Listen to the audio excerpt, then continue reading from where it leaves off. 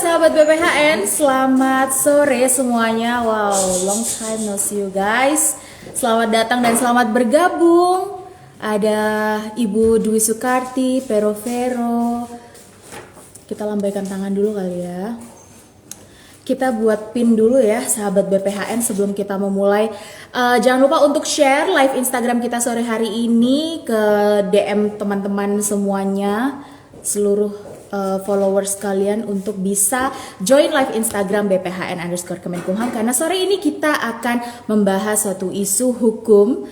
Sebenarnya bukan hukum aja, tapi ini juga bisa menjadi isu international relations karena memang keterkaitannya adalah tentang RUU pengesahan Treaty on Prohibition of Nuclear Weapons, yaitu perjanjian mengenai pelarangan senjata nuklir. Jadi ini bakal jadi sebuah isu yang hot banget ya, apalagi kita di beberapa minggu atau bulan dunia lagi heboh dengan adanya isu perseteruan antara Rusia and Ukraine. Oke, kita buat pin dulu.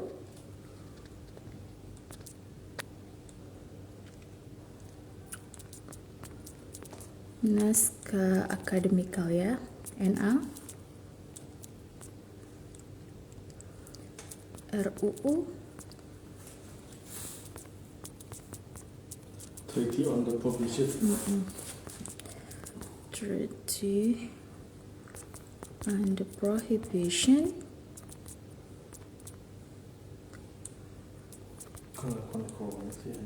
of Nuclear Weapons. Masih ada waktu untuk sahabat BPHN bisa share live Instagram kita ke seluruh followers kalian supaya pada nonton ya live Instagram BPHN_Kemenkumham. Pengaturan HP bahasa Indonesia jadi agak bingung ya. Biasanya pin komen ini udah ya, udah terpin belum? Tadi pin tuh ternyata sematkan. Saya baru tahu di bahasa Indonesia pin itu sematkan ya. Udah belum sih? Sudah tersematkan atau belum ya? Sahabat BPHN? Belum ya? Tapi live-nya udah masuk. Sematkan komentar. Oh sudah ya? Telah disematkan tuh pin. Baik, kita sambil menunggu sahabat BPHN lainnya untuk bisa bergabung di live Instagram kita, dan sepertinya sudah tergabung juga narasumber kita sore hari ini yang tidak akan kalah kerennya dalam membahas isu ini ya, karena saya akan ditemani oleh dua analis hukum dari Badan Pembinaan Hukum Nasional.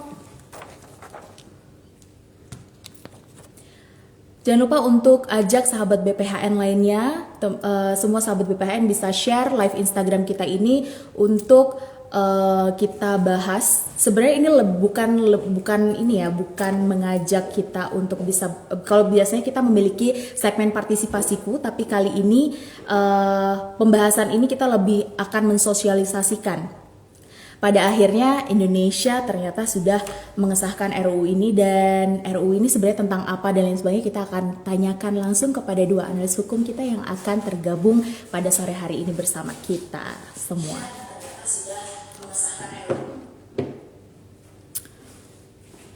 Oh ya, di belakang saya sudah ada foto Bapak Menteri Hukum dan HAM yang kebetulan pada hari ini adalah hari ulang tahunnya 27 Mei. Happy birthday Sir Yasona. 29. Yang ke-69.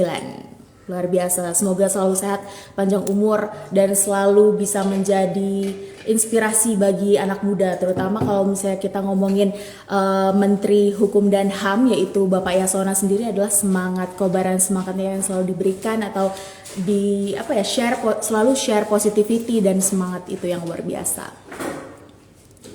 Oke, sudah tergabung bersama kita 14, 13, 15 penonton. Kita akan memulai. Apa kabar nih? Kita sudah lama sepertinya ya tidak live Instagram atau BPHN Talk, sepertinya sudah lama nih tidak mengeluarkan segmen terbaru untuk membahas atau mengulik isu-isu terkini. Mungkin di sini sahabat BPHN bisa juga tambahkan komentar isu apa, isu hukum apa yang sebaiknya nih menjadi masukan BPHN. Ayo dong bahas gitu.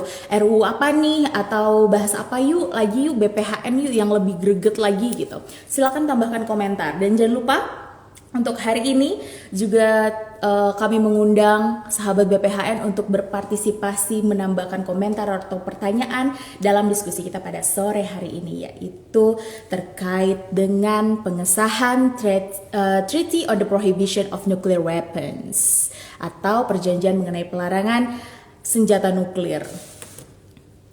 Oke, sudah 16, sepertinya kita akan mengundang pembicara kita.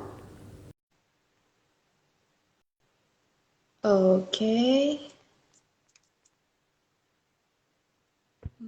Bang Arman belum tergabung sepertinya. Bang Arman belum tergabung ya? Suara aku kedengeran? Terdengar.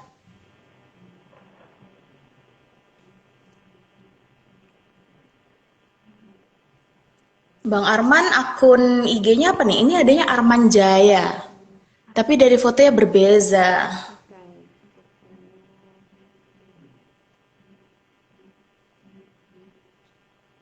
Wah, ada beberapa analis hukum yang sudah bergabung ya bersama kita di live Instagram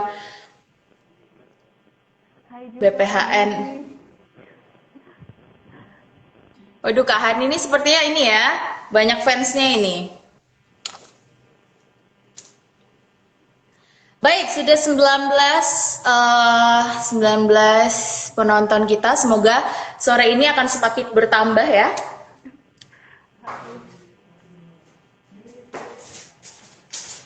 Bang Arman belum join ya? Dia udah join sih, Pak. 19 penonton kita, semoga sore ini akan semakin bertambah ya. Arman Jaya ada nih. Dia udah follow belum sih? Iya, udah join sih.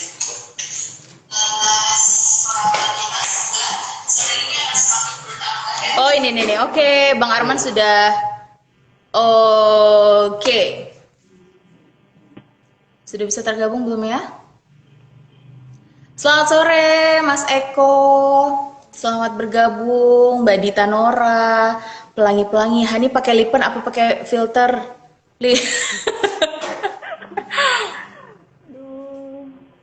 Suaranya kurang keras kan nih. Oke, kayak lucu ya, kita baca-baca komen dulu. Tapi setelah ini jangan lupa untuk menyiapkan pertanyaan juga ya untuk pembahasan kita pada sore hari ini. Mungkin bisa pakai filter.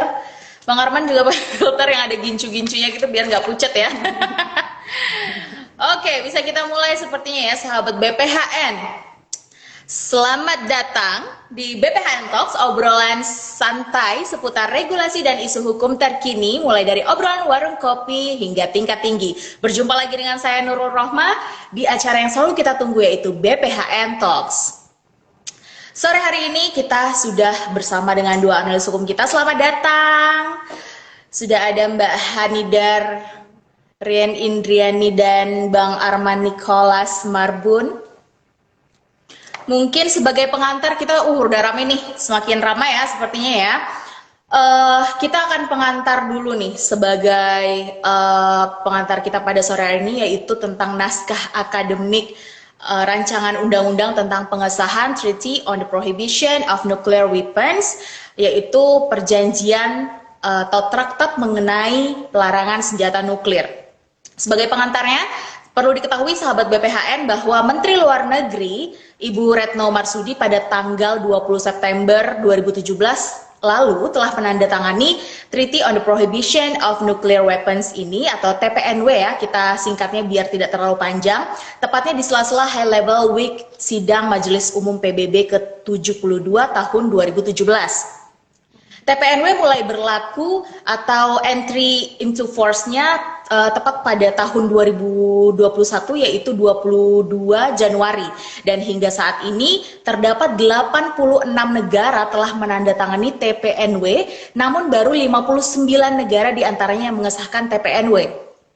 6 negara anggota ASEAN sendiri yang telah menandatangani antara lainnya adalah Malaysia, Kamboja, Laos PDR, Filipina, Thailand, and Vietnam. Dan bagaimana dengan Indonesia? Jadi, agar TPNW dapat segera berlaku nih, setelah ditandatangani oleh Menteri Luar Negeri Republik Indonesia sekitar 5 tahun yang lalu sesuai dengan pasal 14 TPNW yang menyatakan bahwa traktat ini tunduk pada ratifikasi penerimaan atau persetujuan negara penandatanganan. Traktat ini juga terbuka untuk aksesi. Maka sesuai Undang-Undang Nomor 24 Tahun 2000 tentang Perjanjian Internasional perlu dilakukan pengesahan yaitu melalui undang-undang atau keputusan Presiden. Sebagai informasi bahwa naskah akademik disusun oleh Kementerian Luar Negeri selaku pemrakarsa. Selanjutnya apa sih peran BPHN Kemenkumham sesuai dengan tugas dan fungsinya? Yaitu melakukan penyelarasan naskah akademik. Penyelarasan dilakukan terhadap sistematika dan materi muatannya. Untuk itu kita telah menghadirkan 2 narasumber kita atau pembicara atau teman ngobrol kita yang akan membahas lebih dalam lagi terkait isu ini karena beliau-beliau ini adalah 2 analis hukum yang memang terlibat dalam kajian pembahasannya, yaitu kita sudah ditemani oleh Hanida Rian Indriani atau kita sapa Kak Hani. Apa kabar Kak Hani? Halo Nurul dan sahabat BPHN. Alhamdulillah baik. Oke, dan kita sudah bersama dengan Bang Arman Surya Nikolas Marbun. Selamat sore Bang Arman. Selamat sore. Bagaimana kabarnya? Baik, baik. Oke, sudah habis liburan nih. Kita pasca liburan itu harus merefresh sahabat BPHN, apalagi pembahasannya hari ini tentang nuklir ya, jadi agak berat nih.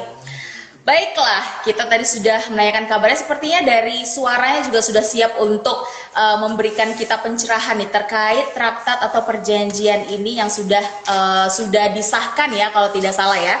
RA-nya sudah siap, sudah disahkan dan kabarnya juga inginnya menjadi prolegnas di tahun 2022. Namun sebelum kita membahas tentang prolegnas 2022, kita ingin membuka terlebih dahulu tentang peran Indonesia dalam konteks global terkait nuklir itu sendiri. Yang pertama, boleh diceritakan kepada sahabat BPHN nggak? Mungkin saya yang pertama mungkin lebih ke Bang Arman dulu. Jadi beberapa minggu atau bulan ini kita dihebohkan dengan isu dunia yaitu konflik antara Rusia and Ukraine. Apakah ini menjadi salah satu peran Indonesia ini dalam merespons keseteruan antara 2 negara tersebut sehingga momentumnya dapat nih untuk pengesahan RUU ini? Boleh dijelaskan Bang Arman? Ya, baik Nurul. Suaranya kedengaran ya? Jelas ya? Kedengaran.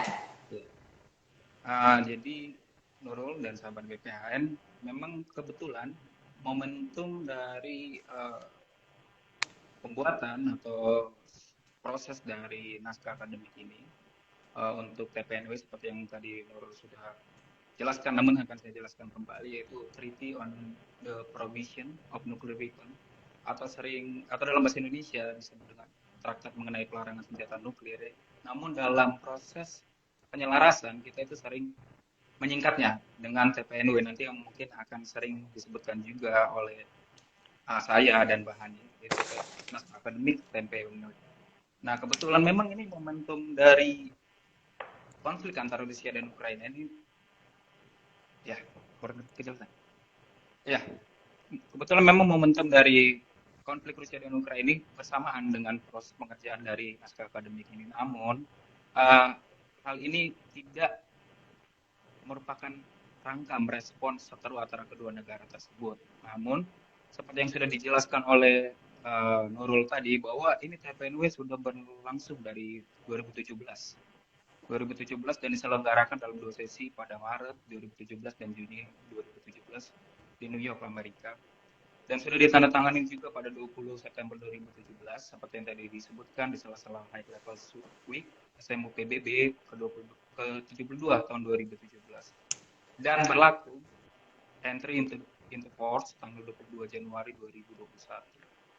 sejak diadopsi memang ini treaty sudah diadopsi oleh 86 negara dan negara tetangga, negara sahabat di ASEAN yang sudah mengesahkan treaty ini seperti yang tadi sudah dijelaskan, ada Malaysia, Kamboja, Laos, Filipina, Thailand, dan Vietnam.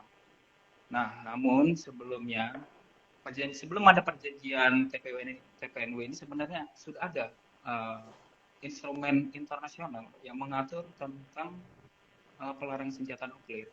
Itu sering juga disebut dalam internasional disingkat NPT atau dalam bahasa Inggrisnya Treaty on the Non-Proliferation of Nuclear Weapons. Itu berlaku sejak tahun 1970 dan negara anggotanya malah lebih banyak, itu ada 191. Seperti itu. Cuman memang ketika kita berbicara tentang nuklir, mungkin orang-orang akan berpikiran dengan negara-negara di Liga Nuklir yang 9 negara pemilik sekarang masih memiliki kekuatan nuklir, itu ada Amerika, Rusia, sehingga ketika berbicara tentang nuklir mungkin orang akan berpikiran dengan Rusia, Amerika, jadi sehingga akan dikaitkan dengan konflik antara Rusia dan Ukraina, namun hal ini tidak sama sekali dalam rangka untuk merespon itu. Begitu, Nurul.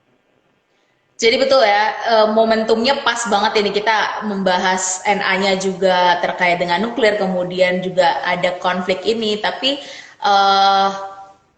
menurut karena Indonesia sendiri juga memiliki apa ya, kepentingan secara global untuk salah satunya mungkin untuk menarik simpati dunia terhadap Indonesia untuk bisa Indonesia show up juga ya bahwa Indonesia memiliki kontribusi nih dalam peran ini sendiri sehingga menjadikan RUU ini menjadi salah satu momentum untuk bisa maju di Prolegnas 2022 ya. Berarti ini bisa jadi salah satu motif gitu. Baik, selanjutnya untuk konteks pelarangan ini khusus untuk senjata saja kah? Artinya pemanfaatan nuklir untuk kepentingan lain tetap diperbolehkan.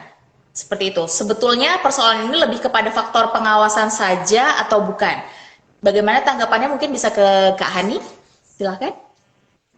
Oke, mengenai perjanjian ini memang lebih khusus mengatur mengenai adanya pelarangan penggunaan senjata nuklir gitu ya. Karena seperti yang kita tahu ya bahwa dampak dari penggunaan senjata nuklir itu sendiri kan sangat besar gitu. Seperti contohnya pada saat Perang Dunia Kedua gitu yang ada di Hiroshima dan Nagasaki. Itu menjadi bukti nyata dampak buruk dan bencana kemanusiaan bahwa senjata nuklir itu telah melewaskan lebih dari 210.000 korban jiwa dan itu menghancurkan lebih dari 70% infrastruktur dari kedua kota tersebut itu.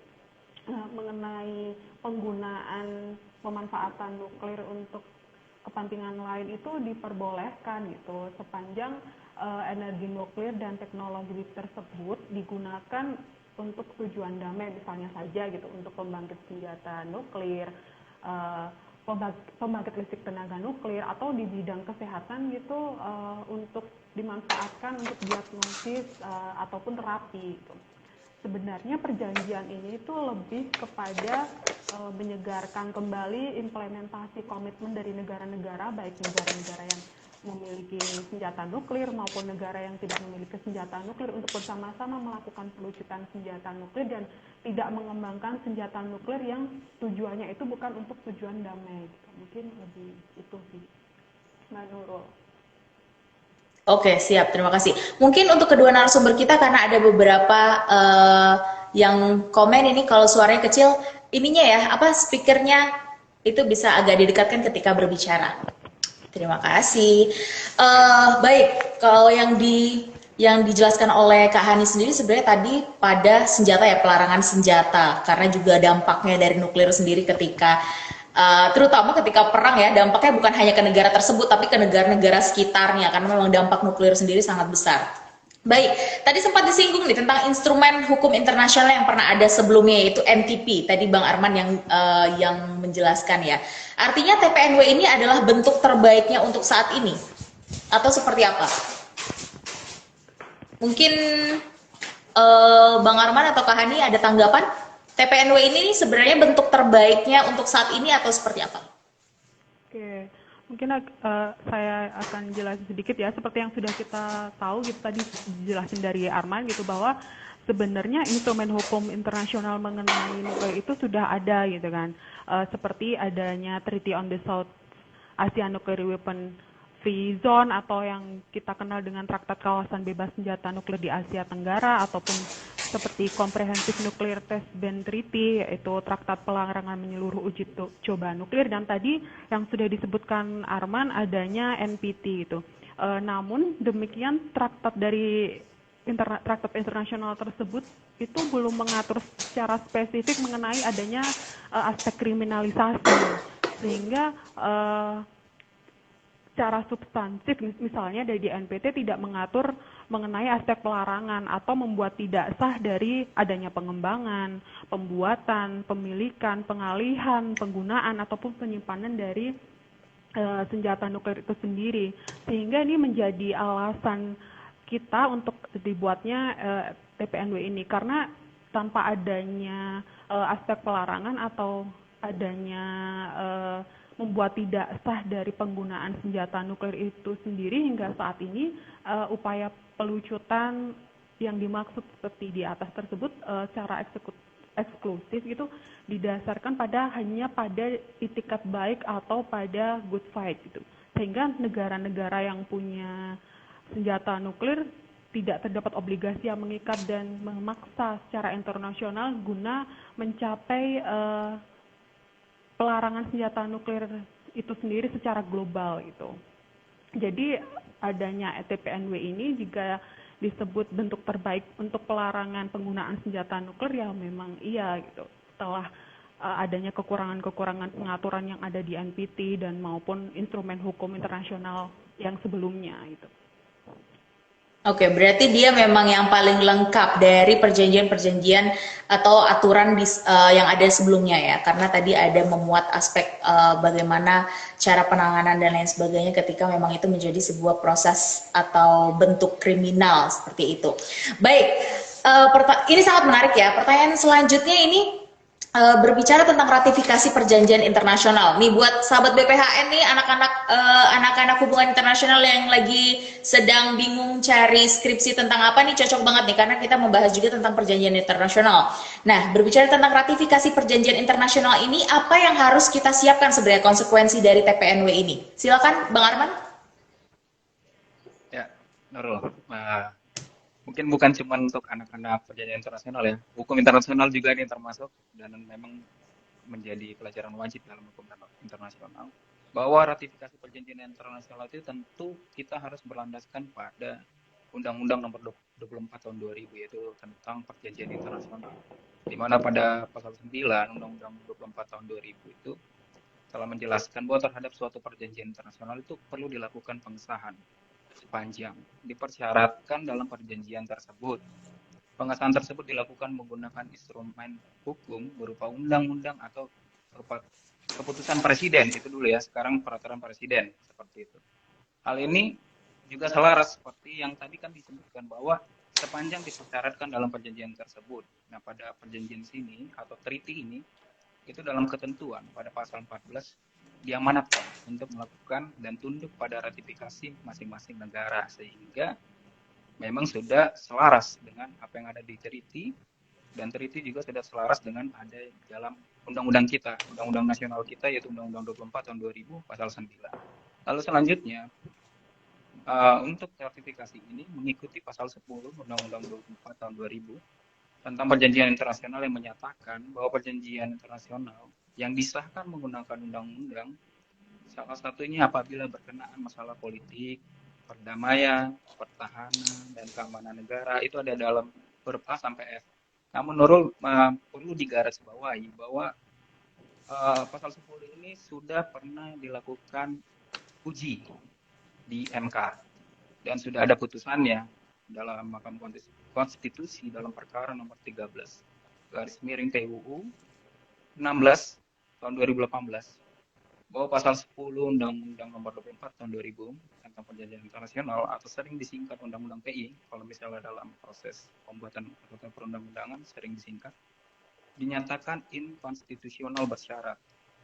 Mahkamah Konstitusi menyatakan bahwa pasal 10 ini bertentangan dengan Undang-Undang Dasar dan tidak mempunyai kekuatan hukum mengikat secara bersyarat sepanjang ditafsirkan bahwa jenis-jenis perjanjian internasional yang tadi seperti di huruf A dan sampai huruf F itu dalam pasal akul itulah yang mempersyaratkan persetujuan DPR, sehingga hanya jenis-jenis perjanjian tersebut yang pengesahannya dilakukan dengan undang-undang. Jadi sebenarnya putusan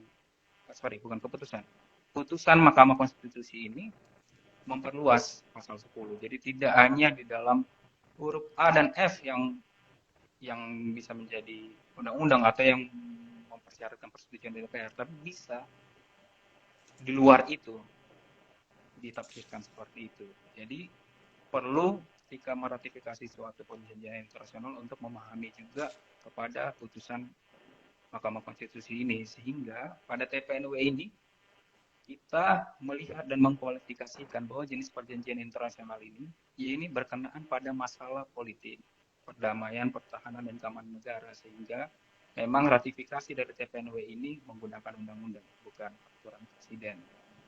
Selain itu, konsekuensi Indonesia dari TPNW tentu adalah mengimplementasikan treaty ini ke dalam sistem hukum Indonesia. Karena dalam pasal 5 perjanjian yang menyatakan bahwa setiap negara pihak wajib mengadopsi upaya yang diperlukan untuk mengimplementasikan kewajibannya berdasarkan traktat ini. Setiap negara pihak wajib melakukan upaya hukum, administrasi, dan tindakan lain termasuk pengenaan sanksi pidana, mencegah dan menekan aktivitas apapun yang dilarang suatu pihak negara berdasarkan traktat ini. Itu tadi seperti yang disebutkan pasal 5, sehingga memang yang perlu dilakukan adalah mengimplementasikannya ke dalam sistem hukum Indonesia sendiri serta menyelaraskannya dengan undang-undang yang memang berkaitan dengan hal yang diatur dalam ini, contohnya undang-undang ketenagakerjaan seperti itu. Baik, sangat komplit, rigid, dan juga menjelaskan secara fundamental ya kalau boleh dikatakan ya, karena sebelum kita membahas TPNW sendiri kita juga harus mengetahui ini tentang perjanjian internasional itself gitu. Oke, baik, itu tadi segmen pertama kita ya, membahas tentang bagaimana peran Indonesia dalam konteks global terkait nuklir sebagai pembuka kita.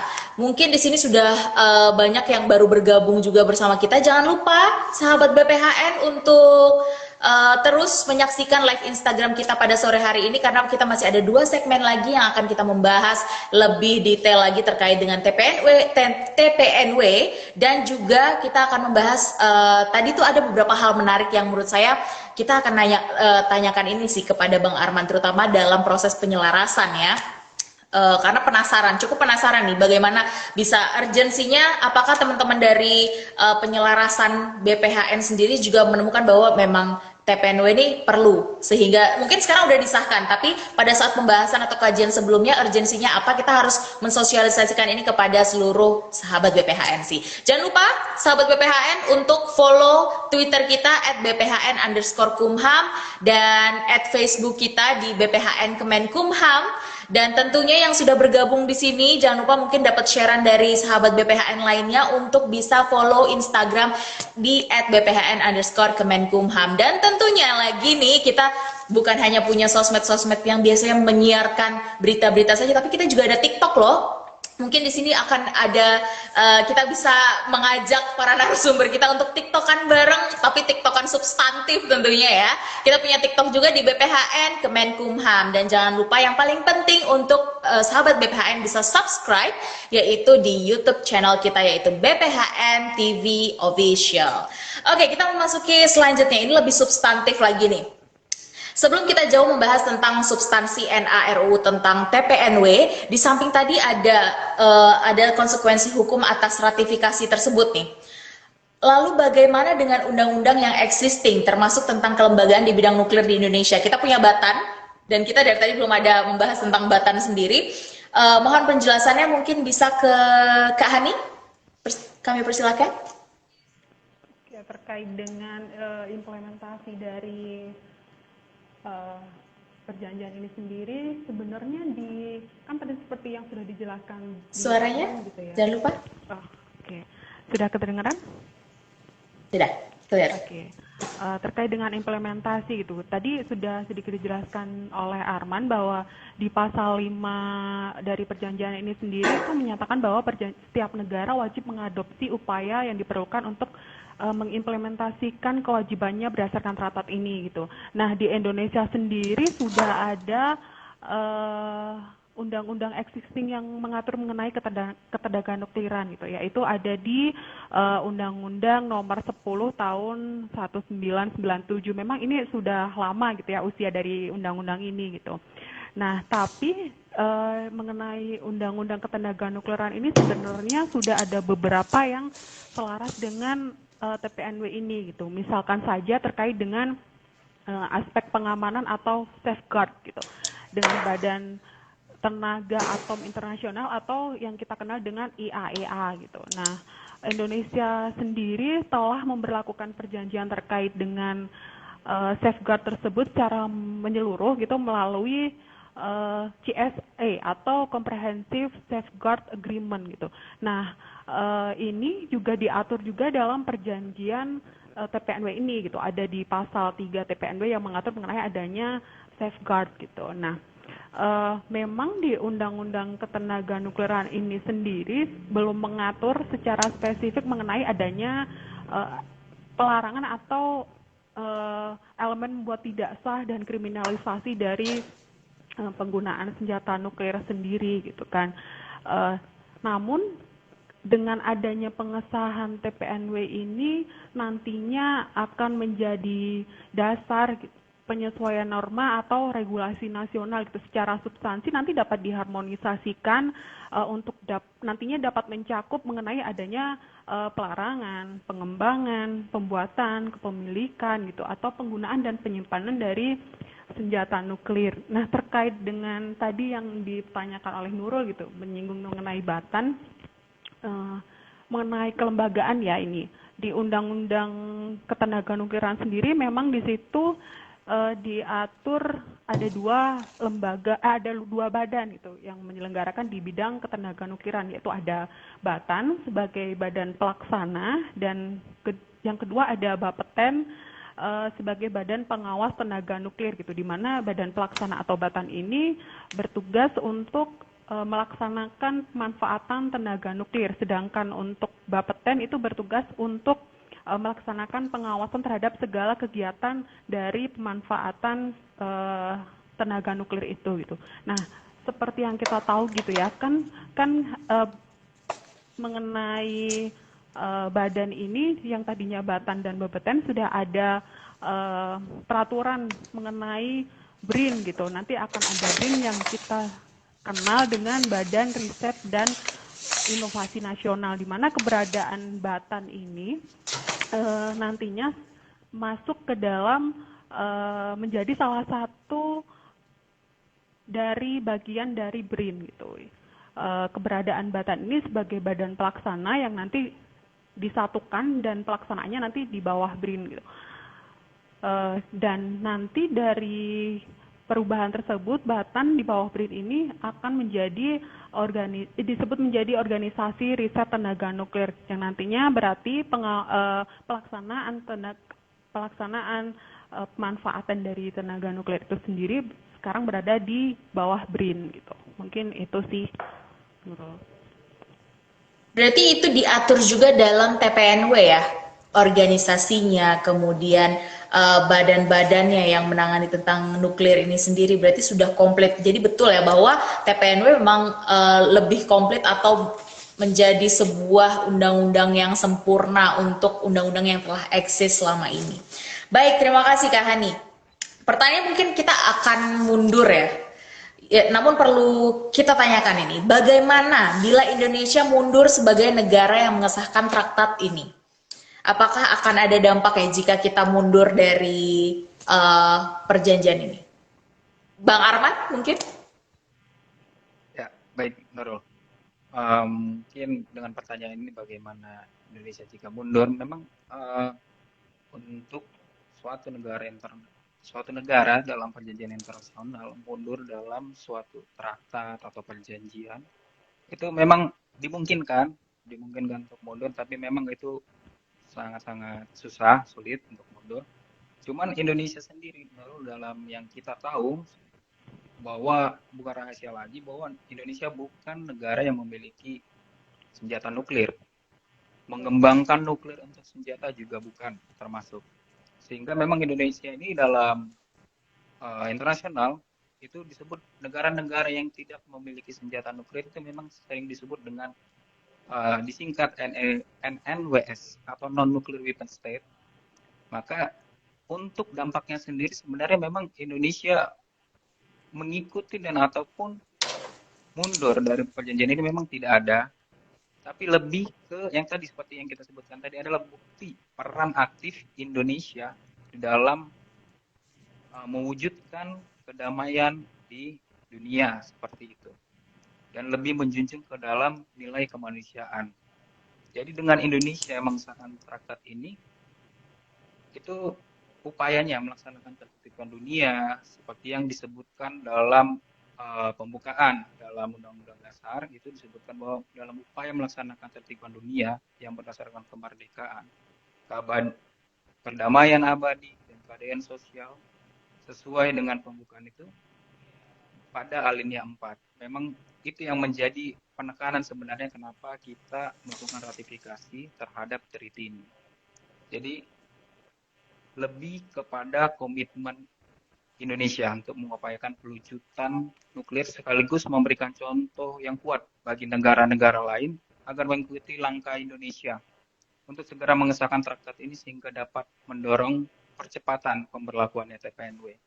Dan memang TPNW ini lebih dimaksudkan dorong untuk memberikan tekanan yang bertujuan untuk menyampaikan pesan bahwa upaya pelucutan senjata nuklir ini sebagai bagian dari ekspresi nilai kemanusiaan dan fungsi regulasi yang mengikat secara internasional. Dan sedikit info bahwa Indonesia memang merupakan salah satu negara yang sangat perannya aktif dalam khusus untuk pelucutan senjata seperti dalam gerakan non-blok Indonesia itu dari tahun 1994 itu menjadi ketua kelompok kerja pelucutan senjata di gerakan non-blok. Jadi memang kita menjunjung upaya perdamaian dan mengupayakan perdamaian abadi dalam pergaulan internasional seperti itu.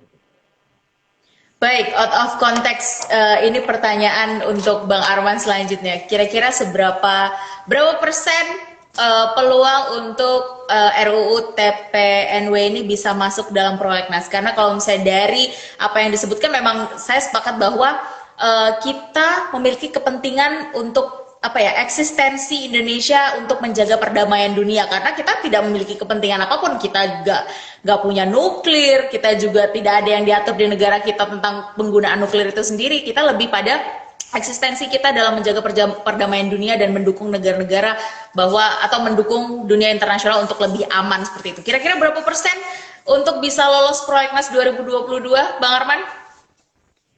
Ya tentu kalau persenan sangat kan ya untuk menjawabnya, cuman ya memang setiap undang-undang, setiap peraturan, setiap undang-undang yang dibentuk itu memiliki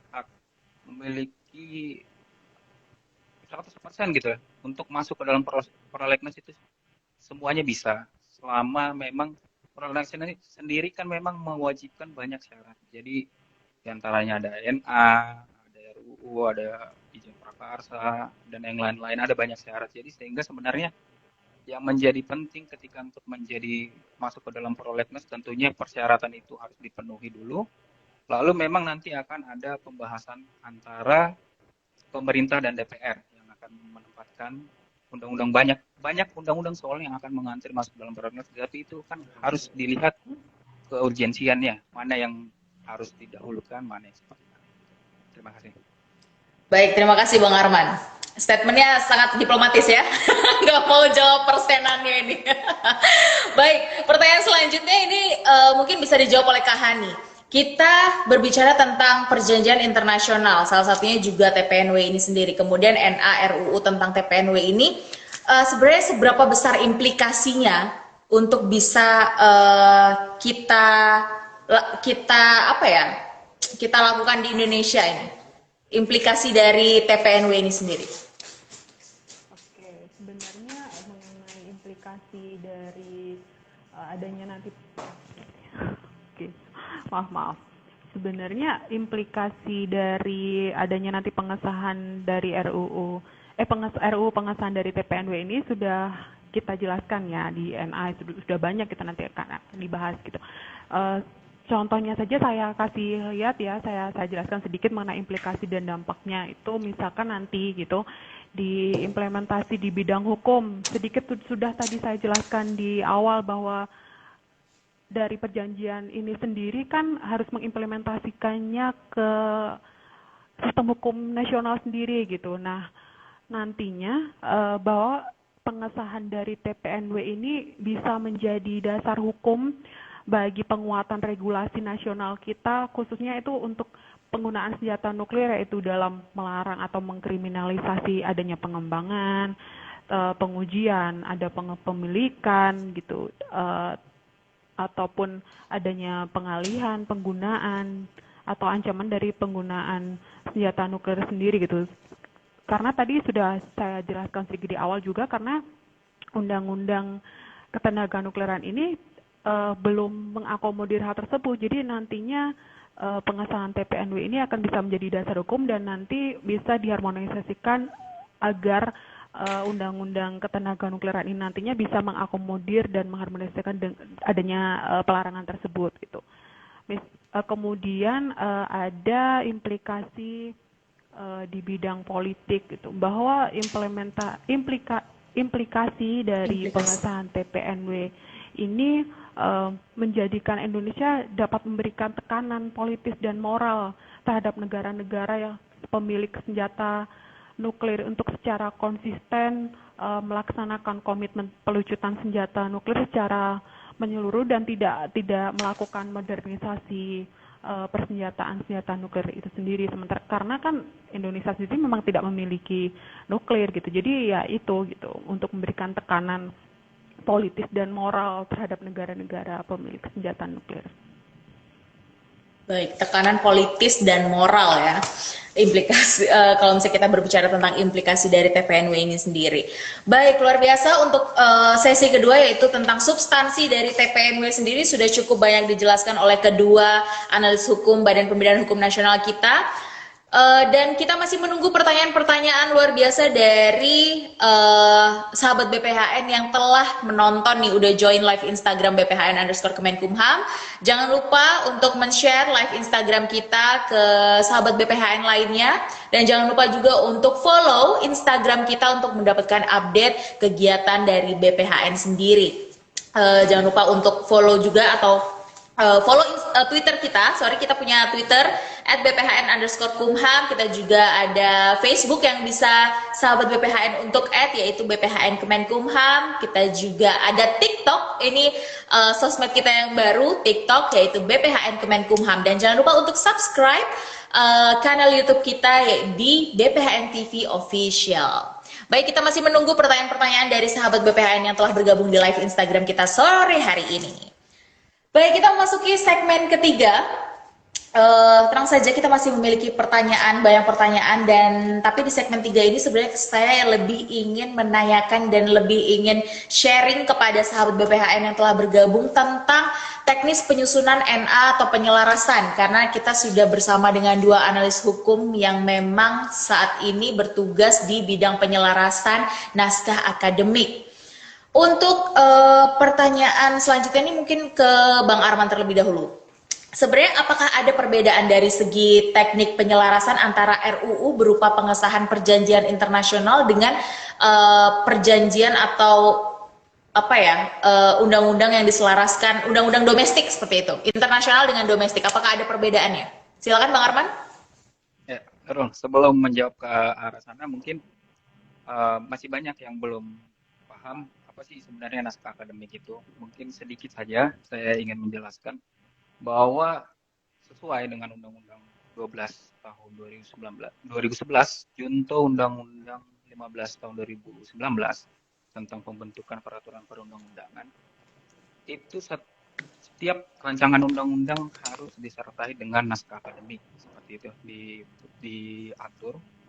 Lalu kenapa disertai naskah akademik? Tentu pasti ada pertanyaan seperti itu. Jadi sebenarnya ada kegunaan naskah akademik ini memiliki fungsi bahwa dalam setiap rancangan undang-undang itu memberikan gambaran mengenai hasil penelitian ilmiah yang mendasari usul rancangan setiap undang-undang yang kelak nantinya itu akan diajukan dan dibahas bersama dengan DPR.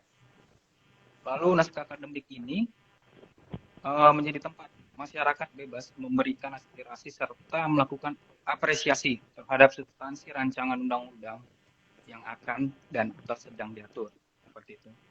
Lalu urgensi naskah akademik ini merupakan salah satu bentuk perwujudan asas-asas peraturan perundang-undangan yang baik sebagai upaya untuk menjelaskan secara lebih terbuka kepada seluruh pemangku kepentingan tentang signifikasi kehadiran sebuah undang-undang tersebut, seperti itu. Jadi memang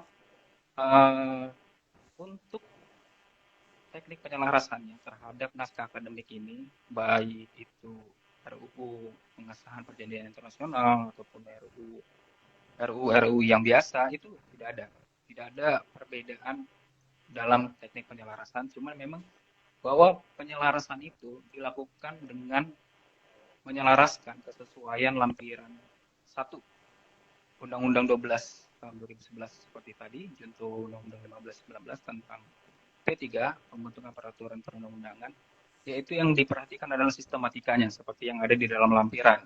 Itu ada bab 1, bab 2, bab 3, bab 4, bab 5, bab 6, itu memang mungkin untuk lebih detailnya bisa dilihat pada lampiran 1. Lalu yang dilakukan selanjutnya adalah kesesuaian antara bab dalam naskah akademik ini. Jadi harus memiliki kesinambungan dalam setiap bab yang substansinya itu harus saling berkesinambungan. Lalu kesesuaian materi muatan antara naskah akademik dan rancangan undang-undangnya. Hanya saja dalam pengesahan perjanjian internasional tidak hanya melihat pada RUU-nya, tapi juga melihat pada isi perjanjiannya.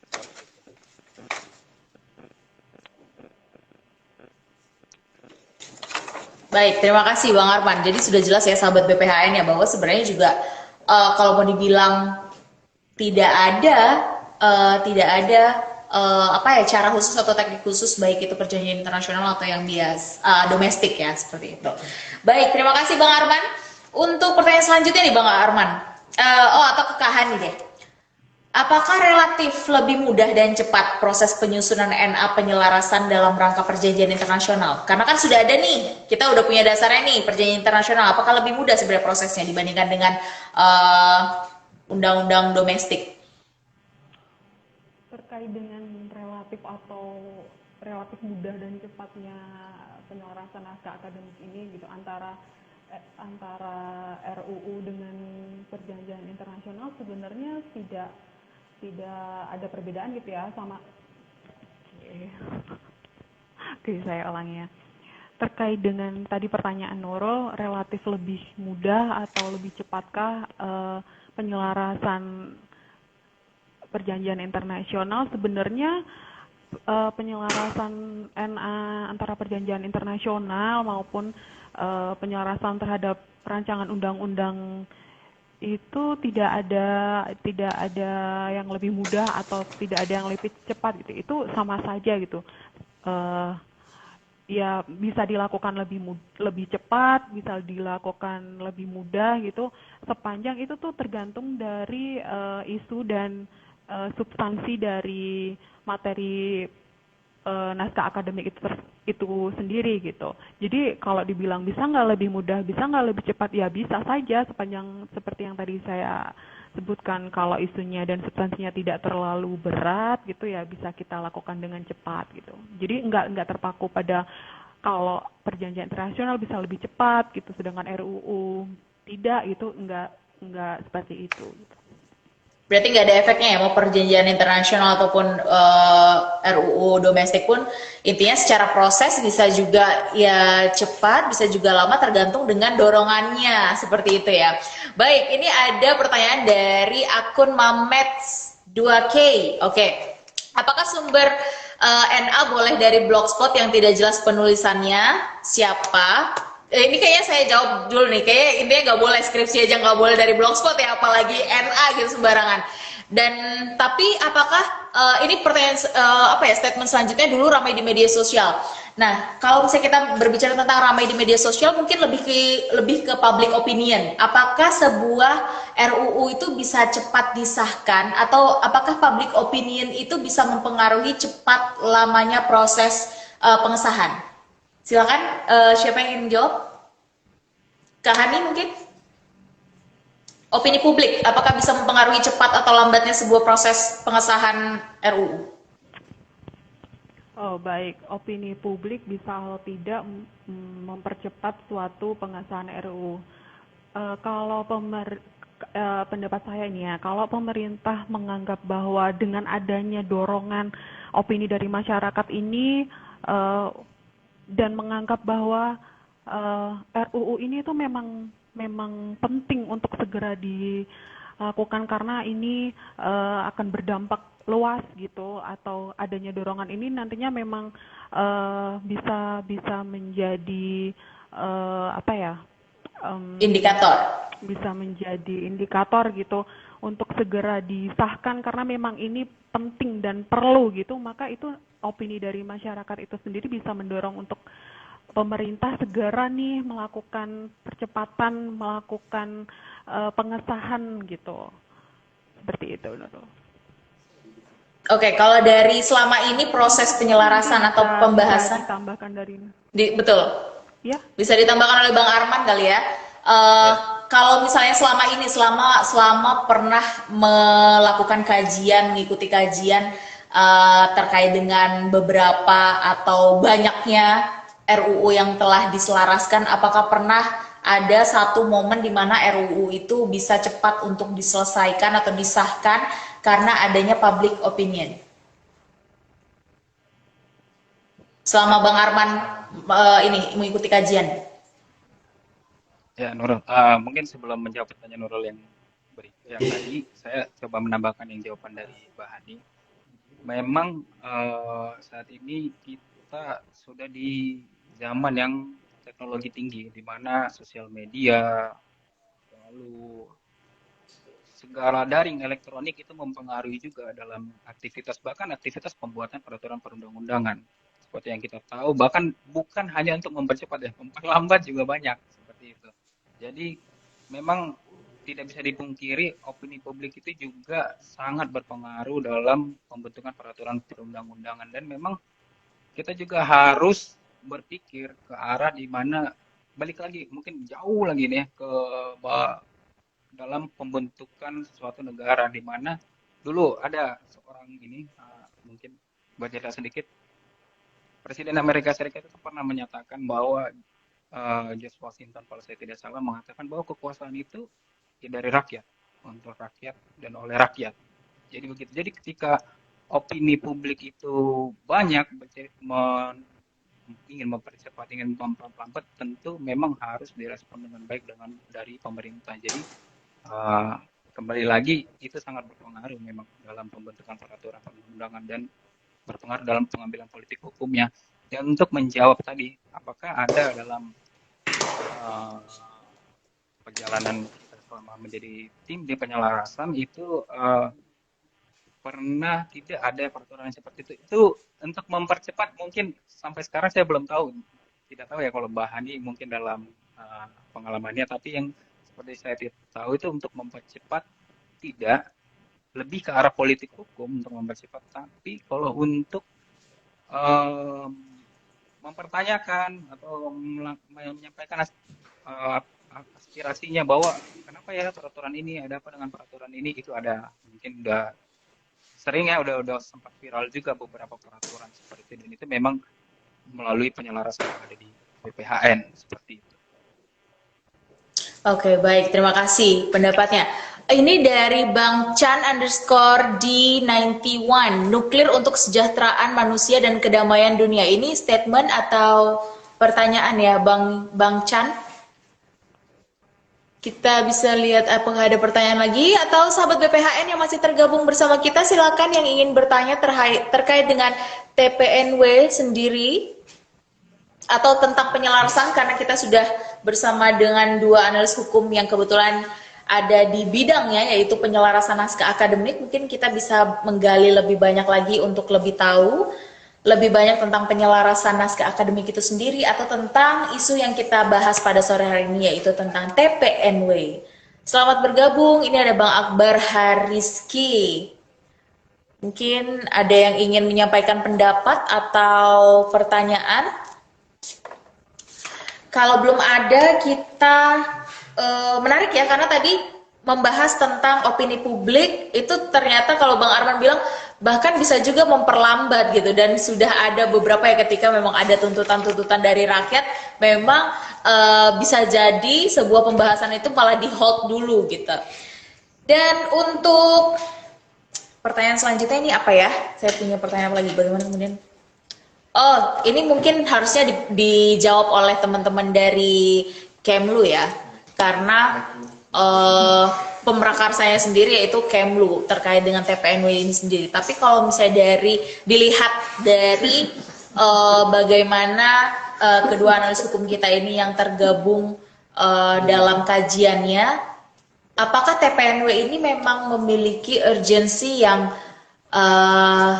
urgensi terhadap RUU yang berupa pengesahan memiliki urgensi penting nih untuk bisa kita sahkan nih di Indonesia meskipun kita tidak memiliki nuklir, tapi kita perlu nih TPNW ini.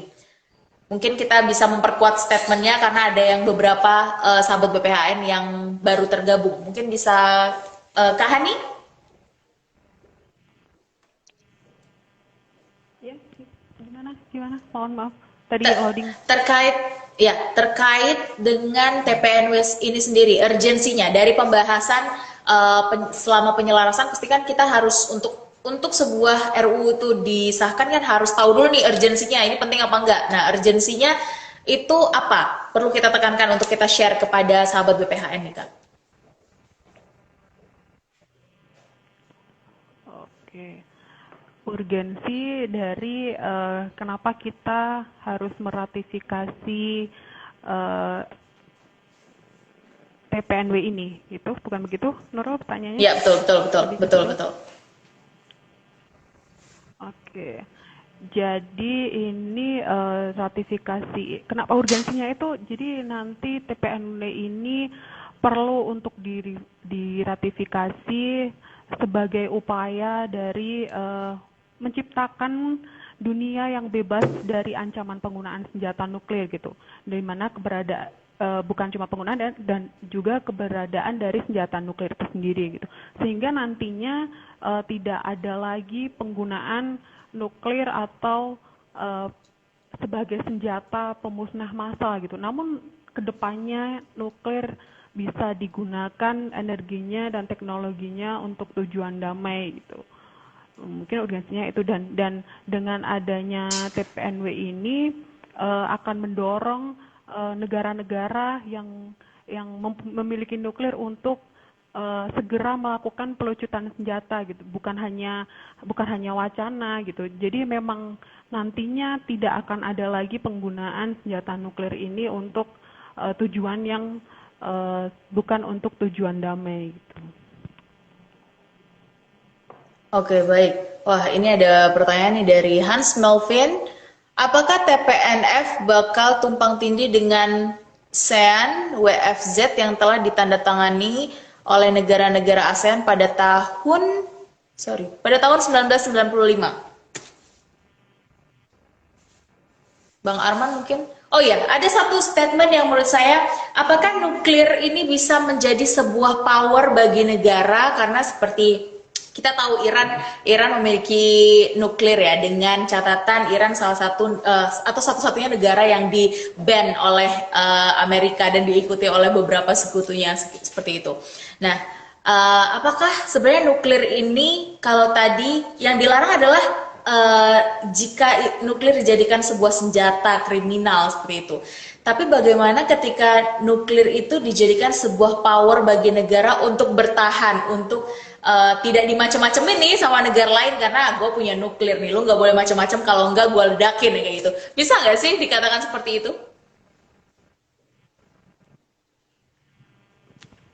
Bang Arman mungkin sambil kita menunggu jawaban dari Hans Melvin ya.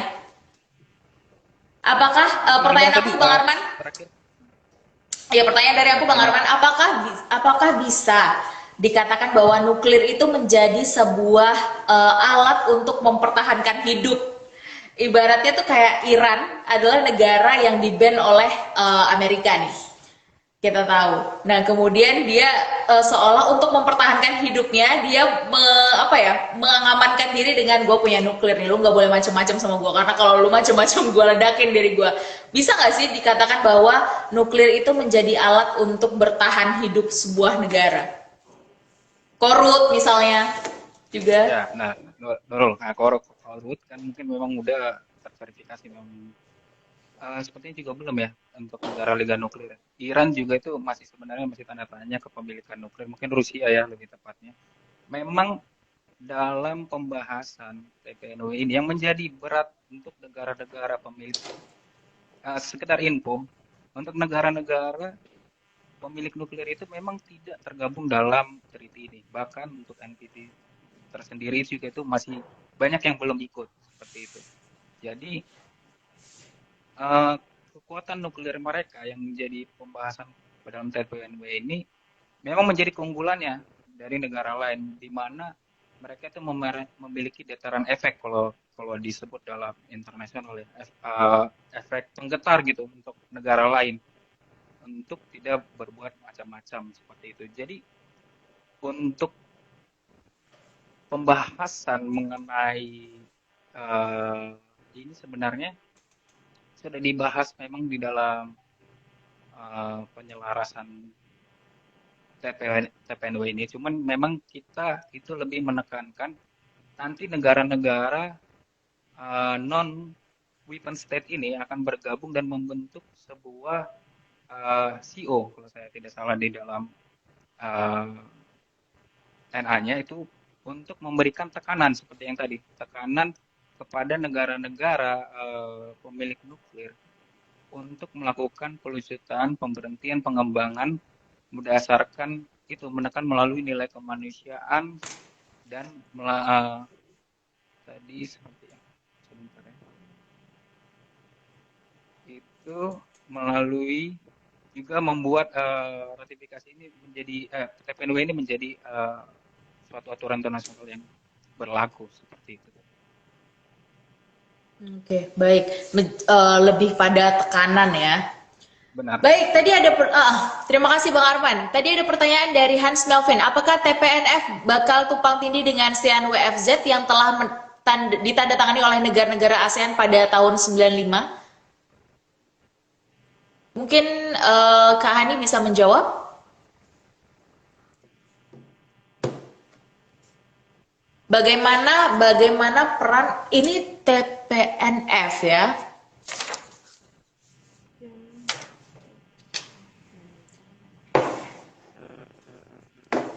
Apakah akan tumpang tindih dengan CNWFZ yang telah ditandatangani oleh negara ASEAN pada tahun 1995? TPNW, betul-betul. Maksud Melvin TPNW, ya. Jadi kan tadi ada beberapa negara ASEAN juga yang sudah ikut juga dalam penandatangan TPNW ini. Apakah TPNW ini akan tumpang tindih dengan CNWFZ atau justru yang nggak masalah 95 sudah menandatangani CNWFZ itu karena perjanjiannya hanya seputar dengan negara-negara ASEAN, sedangkan TPNW sendiri dengan dunia gitu. Apakah tidak akan tumpang tindih? Prosesnya tuh seperti apa? Kalau misalnya ada kebijakan atau perjanjian internasional yang telah kita tanda tangani di ASEAN kita punya, kemudian di internasional juga kita punya. Silakan Kak Hani. Oke, dan apakah TPNW ini nantinya akan tumpang tindih dengan adanya Traktat Kawasan Bebas Senjata Nuklir di Asia Tenggara gitu? Nah, sebenarnya nanti di naskah akademik sendiri sudah dijelaskan mengenai antara keterkaitan dengan peraturan ini dengan peraturan yang sudah terlebih dahulu ada gitu. Nanti mungkin kalau ini sudah ada di website BPAN mungkin nanti bisa dibaca-baca gitu ya. Tapi sedikit saya menjelaskan bahwa traktat TPNW ini dengan traktat kawasan bebas senjata nuklir di Asia senjata sendiri tidak ada tumpang tindih, Pak. Justru dengan adanya TPNW ini nanti akan memperkuat traktat kawasan bebas senjata nuklir di kawasan Asia Tenggara dalam rangka nanti menjaga perdamaian di kawasan dengan adanya pelarangan pengembangan dan keberadaan dari senjata nuklir itu sendiri sesuai dengan adanya tujuan TPNW gitu. Kalau sedikit ngomongin mengenai apa sih traktat kawasan bebas senjata nuklir di Asia Tenggara ini isinya tentang apa aja, sebenarnya hampir sama dengan TPNW, yaitu tujuannya tuh sama gitu dalam rangka mewujudkan cita-cita bangsa di Asia Tenggara dalam ikut merasakan ketertiban dunia, maka perlu ditetapkan sebuah perjanjian yang menyatukan kawasan Asia Tenggara bebas dari senjata nuklir gitu. Selain itu, tujuan dari adanya traktat kawasan bebas senjata nuklir di kawasan Asia itu sendiri juga mewujudkan adanya kawasan Asia Tenggara yang bebas, damai, netral, tidak memiliki dan tidak menggunakan pengembangan senjata nuklir gitu. Memang tujuan dari traktat kawasan bebas penggunaan senjata nuklir di Asia Tenggara ini ya memang sama dengan tujuan dari TPNW itu sendiri gitu. Jadi tidak ada tumpang tindih gitu. Memang sudah selaras gitu. Justru malah memperkuat kayak di internasional ada, di tataran kawasan ASEAN juga ada, dan bahkan itu sebabnya juga Indonesia juga mengesahkan ini gitu dan ingin secepatnya untuk bisa disahkan sebagai undang-undang. Jadi sebagai partisipasi Indonesia terhadap dunia internasional. Baik. Karena keterbatasan waktu, tadi kita sudah membahas banyak mulai dari penyelarasan naskah akademik, kemudian TPNW itu sendiri, dan bagaimana peran Indonesia dalam dunia internasional dalam menyikapi adanya perang atau keseteruan antara Ukraine dan Rusia. Kita sore ini dapat banyak hal ya, terutama dalam proses pengesahan NA TPNW sendiri di Indonesia, dan kita langsung sudah dijelaskan oleh kedua analis hukum kita yang terlibat dalam kajiannya. Mungkin sebagai closing statement bisa diberikan kepada sahabat BPHN, baik dari Kak Hani dan Bang Arman, kepada sahabat BPHN apa yang perlu diketahui atau closing statement terkait dengan TPNW ini sendiri yang perlu dipahami oleh seluruh masyarakat Indonesia, khususnya sahabat BPHN. Kami persilahkan Kak Hani terlebih dahulu. Closing statement dari saya bahwa TPNW ini perlu untuk diratifikasi sebagai upaya dari negara Indonesia khususnya itu dalam menciptakan dunia yang bebas dari ancaman penggunaan dan keberadaan senjata nuklir, sehingga masyarakat dunia gitu bisa lebih aman dan terbebas dari ketakutan gitu adanya penggunaan senjata nuklir. Dan sehingga nanti tidak ada lagi penggunaan nuklir untuk senjata pemusnah massal gitu, dan nuklir ini nantinya bisa digunakan pemanfaatan energinya dan teknologinya untuk hal-hal yang tujuan damai gitu. Closing statement dari saya mungkin itu saja. Baik, selanjutnya Bang Arman. Ya, baik, Bro. Terkait dengan ini, belajar dari closing statement-nya, belajar dari masa lalu bahwa pernah nuklir ini digunakan 2 kali di muka bumi, lebih tepatnya di Jepang itu, dan menyengsarakan begitu banyak korban dan penduduknya waktu itu, dan begitu panjang efek yang disebabkan. Juga yang seperti kita tahu bahwa kecelakaan di Chernobyl itu juga membuat suatu kota yang begitu luas menjadi tidak bisa digunakan, menyengsarakan, mengungsi, dan yang lain-lain. Tentu belajar dari itu kita tahu bahwa penggunaan nuklir itu sangat-sangat berbahaya dan sangat-sangat menyengsarakan umat manusia. Mungkin dari itu, maka memang seperti yang disampaikan oleh Mbak Hani, dengan disampaikan Mbak Hani itu sangat tepat bahwa Indonesia untuk ikut ambil andil dalam perdamaian dunia dengan menunjukkan keikutsertaannya dalam treaty ini dan ikut meratifikasi sebagai bentuk pernyataan bahwa Indonesia itu ingin menyampaikan bahwa penggunaan nuklir itu sangat berbahaya, sehingga nilai-nilai kemanusiaan harus dijunjung tinggi dengan melakukan pelucutan nuklir dan pemberhentian pengembangannya seperti itu. Dan juga untuk sahabat-sahabat BPHN yang mungkin tadi masih menonton dan masih ada yang bergabung dan baru bergabung juga, mungkin untuk yang ingin mengetahui lebih dalam tentang penyelarasan naskah akademik, lalu pembuatan peraturan perundang-undang, itu ada di website BPHN, Nurul. Lebih tepatnya di produk hukum bisa dilihat penyelarasan begitu banyak itu NA-NA-nya. Dapat dibaca NA-NA itu karena yang tadi seperti yang kita sampaikan bahwa itu berisi kajian ilmiah, bahwa usul dari kenapa sih undang-undang ini ada gitu. Apa yang melatar belakangi itu bisa dibaca semua menjadi dapat mengerti lebih dalam tentang suatu pembuatan peraturan perundang-undangan. Begitu, Nurul. Baik, luar biasa closing statement yang tepat nih karena ditutup oleh Bang Arman yang tadi sudah mengingatkan kita bahwa cukup Hiroshima dan Chernobyl yang cukup menghancurkan dunia ya. Jangan ada lagi negara-negara lain dan kita harus menstop penggunaan nuklir sebagai senjata ini. Kita harus lucuti kalau bahasanya ya, karena bahaya sekali dampaknya bukan hanya untuk satu negara, bukan hanya untuk puluhan orang tapi untuk ribuan manusia seperti itu. Junjung tinggi HAM itu sangat penting karena kita juga memiliki hak, kita semuanya kayaknya hampir seluruh negara juga sangat menjunjung tinggi HAM, tapi pada kenyataannya pada implementasinya masih ada negara-negara yang sangat kurang dalam mengimplementasikan nilai-nilai HAM itu sendiri, terutama dalam mewujudkan perdamaian dunia. Terima kasih kepada dua narasumber kita, yaitu dua analis hukum Badan Pembinaan Hukum Nasional, Kak Hani dan Bang Arman. Terima kasih sekali karena telah menemani sore hari ini, sore hari para sahabat BPHN telah bergabung bersama kita pada sore hari ini. Jangan lupa untuk seluruh sahabat BPHN untuk tetap bisa stay tune di Instagram kita untuk mengetahui kegiatan-kegiatan apa saja yang sedang dilaksanakan oleh BPHN. Kemudian juga jangan lupa untuk subscribe kanal YouTube kita di BPHN TV Official.